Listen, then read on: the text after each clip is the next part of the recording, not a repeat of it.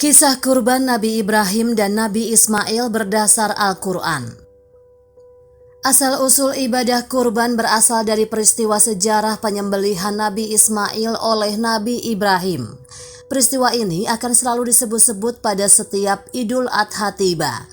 Hal ini untuk mengenang pengorbanan Nabi Ismail oleh Nabi Ibrahim dalam rangka menunaikan perintah Allah Subhanahu wa Ta'ala. Berkat ketulusan hati beliau, Allah menerima ibadah kurban mereka dan menggantikan tempat Nabi Ismail dengan seekor kibas. Ibnu Katsir dalam kitabnya Qasas Al-Anbiya menyebutkan bahwa kisah penyembelihan Nabi Ismail dan asal-usul ibadah kurban disebutkan dalam Al-Quran surah Asy-Syaffat 37 ayat 99 hingga 111. Kelompok ayat ini berisi tentang penantian Nabi Ibrahim akan kehadiran seorang anak, perintah Allah untuk mengorbankan anak tersebut hingga anugerahnya terhadap keduanya sebab ketaatan padanya. Peristiwa penyembelihan Nabi Ismail dan asal-usul ibadah kurban ini dimulai dari surah As-Saffat ayat 99 sampai 100 yang berisi kisah penantian panjang Nabi Ibrahim akan kehadiran seorang anak. Diceritakan bahwa beliau dan istrinya senantiasa berdoa kepada Allah Subhanahu wa Ta'ala agar diberi keturunan guna melanjutkan misi dakwah di muka bumi. Hal ini diabadikan Allah dalam firman-Nya. Ya Tuhanku, anugerahkanlah kepadaku seorang anak yang termasuk orang yang soleh. Quran surat As-Saffat 37 ayat 100. Menurut Ibnu Katsir dalam kitabnya Tafsir Al-Quran Al-Azim, tujuan Nabi Ibrahim ingin memiliki seorang buah hati selain sebagai penyambung garis keturunan adalah agar anaknya menjadi orang yang melanjutkan dakwah untuk mentauhidkan Allah Subhanahu wa Ta'ala serta menggantikan kaum dan keluarganya yang ingkar kepadanya.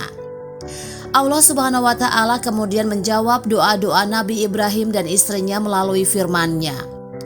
Maka kami beri kabar gembira kepadanya dengan kelahiran seorang anak yang sangat sabar. Quran surat Asy-Syaffat 37 ayat 101. Ayat ini merupakan konfirmasi bahwa beliau akan mendapatkan buah hati yang diidam-idamkan selama ini bersama istri tercinta. Menurut sebagian ulama tafsir, yang dimaksud dari anak yang sangat sabar di sini adalah Nabi Ismail, bukan Nabi Ishak. Dalam Muhtasar Tafsir Ibnu Katsir disebutkan bahwa Nabi Ismail adalah anak pertama Nabi Ibrahim. Dia dilahirkan pada saat Nabi Ibrahim berusia 86 tahun, sedangkan Nabi Ishak dilahirkan saat Nabi Ibrahim seabad kurang setahun, atau tepatnya saat berusia 99 tahun. Ketika anak yang telah diidam-idamkan Nabi Ibrahim telah lahir dan tumbuh besar, lalu tibalah drama ilahi yang menjadi ujian baginya. Nabi Ibrahim diperintahkan oleh Allah Subhanahu wa Ta'ala melalui mimpi untuk menyembelih anaknya yang begitu dia cintai. Sulit bagi kita untuk menggambarkan bagaimana perasaan Nabi Ibrahim saat itu. Namun yang pasti beliau tetap melaksanakannya meskipun teramat berat. Firman Allah Subhanahu wa Ta'ala, maka ketika anak itu sampai pada umur sanggup berusaha bersamanya, Ibrahim berkata, "Wahai anakku, sesungguhnya aku bermimpi bahwa aku menyembelihmu. Maka pikirkanlah bagaimana pendapatmu." Dia, Ismail, menjawab, "Wahai ayahku, lakukanlah apa yang diperintahkan Allah kepadamu. Insya Allah engkau akan mendapatiku termasuk orang yang sabar." Quran surat Asy-Syaffat 37 ayat 102. Pada mulanya Nabi Ibrahim agak ragu terkait mimpinya tersebut. Muhatil bin Sulaiman menyebutkan, sebagaimana dikutip oleh Imam Al-Qurtubi dalam tafsir Al-Qurtubi, Nabi Ibrahim baru yakin terhadap mimpinya setelah mimpi tersebut terulang selama 3 malam berturut-turut. Dengan kemantapan hati dia kemudian melakukan perintah itu. Nabi Ibrahim melaksanakan perintah Allah dengan penuh keyakinan dan tawakal kepadanya. Namun ada hal menarik yang beliau lakukan, yakni memberitahukan perintah tersebut terlebih dahulu kepada sang anak guna menenangkan hatinya.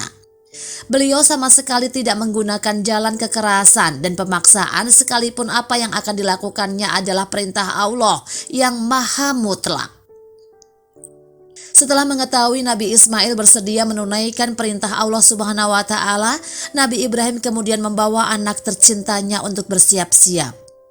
Firman Allah, maka ketika keduanya telah berserah diri dan dia Ibrahim membaringkan anaknya atas pelipisnya untuk melaksanakan perintah Allah. Pada saat itu keduanya telah siap dan tawakal menjalankan perintah Allah Subhanahu wa Ta'ala. Menurut sebagian riwayat dari Ibnu Abbas Mujahid dan Syaid bin Jubair, karena hati Nabi Ibrahim merasa iba terhadap Ismail, beliau menelungkupkan anaknya dan ingin menyembelih di tengku agar tidak melihat wajah anaknya yang tercinta. Sedangkan riwayat lain menyebutkan bahwa Nabi Ibrahim membaringkan anaknya sebagaimana membaringkan hewan kurban ketika hendak disembelih. Ketika penyembelihan Nabi Ismail hampir terlaksana, saat itulah ada sebuah panggilan yang datang dari Allah Subhanahu wa Ta'ala, sebagaimana tertuang dalam surah Asy-Syaffat 37 ayat 104-105 yang bermakna, lalu kami panggil dia, wahai Ibrahim, sungguh engkau telah membenarkan mimpi itu. Sungguh demikianlah kami memberi balasan kepada orang-orang yang berbuat baik. Nabi Ismail yang sudah siap disembelih digantikan dengan seekor kibas. Firman Allah Subhanahu wa Ta'ala, dan kami tebus anak itu dengan seekor sembelihan yang besar. Menurut Ibnu Abbas, kibas itu adalah kambing besar yang dipersembahkan oleh Habil untuk mendekatkan diri kepada Allah, yang dipelihara di surga sehingga dipakai menebus Ismail. Berkat ketabahan, keikhlasan, serta keyakinan Nabi Ibrahim dan Nabi Ismail, Allah Subhanahu wa Ta'ala memberikan anugerah yang teramat besar bagi keduanya. Peristiwa asal-usul ibadah kurban ini kemudian diakhiri dengan penegasan bahwa Nabi Ibrahim benar-benar adalah hamba sekaligus utusan Allah Subhanahu wa Ta'ala, dan dia termasuk di antara orang-orang yang salih. Pada ayat-ayat tersebut Allah seakan menyatakan bahwa penyembelihan Nabi Ismail pada hakikatnya adalah ujian yang diberikan kepada Nabi Ibrahim. Jika dia lulus, maka akan kami beri anugerah. Firman Allah Subhanahu wa Ta'ala, selamat sejahtera bagi Ibrahim. Demikianlah kami memberi balasan kepada orang-orang yang berbuat baik. Sungguh dia termasuk hamba-hamba kami yang beriman. Quran Surat As-Saffat 37 ayat 109-111.